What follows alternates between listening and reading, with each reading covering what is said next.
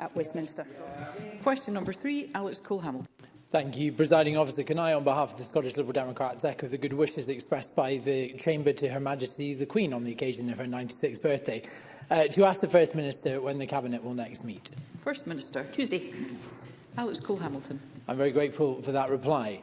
In January, the Scottish Government announced it had sold the lion's share of Scotland's seabed for £700 million. On it will be built huge wind farms. What ministers didn't tell Parliament that day was that the Scottish Government and Crown Estate Scotland explicitly stopped companies paying a vast amount more. There was a cap on bids of £100,000 per square kilometre.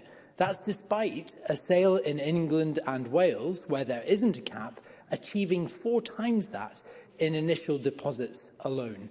We know wind farm jobs are going overseas. It happened again in Murray last week. So the First Minister can't tell Parliament this is about employment. Scotland's seabed can only be sold once. The sale price matters because if it is cash that flows straight to the Scottish Government's budget for schools and hospitals. Presiding Officer, the Scottish Government has sold these national assets on the cheap. They have thrown away a fortune. So can I ask the First Minister, when the auction south of the border netted 4 times more, why was she still determined to limit how much companies in Scotland should pay?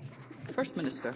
Firstly, the process used by Crown Estates in making these decisions was fully transparent, right and properly so. Secondly, I think we have to be careful in making these comparisons between the Scottish auction round and similar rounds elsewhere. There are differences in terms of the complexity of these projects in Scotland, partly to do with the depth of the water that these projects are taking place in.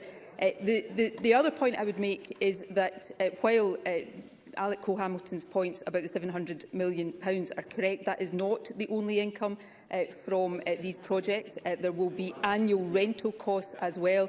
And of course, if we do this correctly, which we are determined to do, then there is going to be very, very significant economic benefit. And my final point would be to remind the Chamber of the vast potential of this. We went into this auction round with a planning assumption of 10 gigawatts of offshore wind power. We've come out of that auction round with potentially 25 gigawatts of offshore wind power. This is a massive, massive opportunity for Scotland, and one that all of us should be extremely positive about.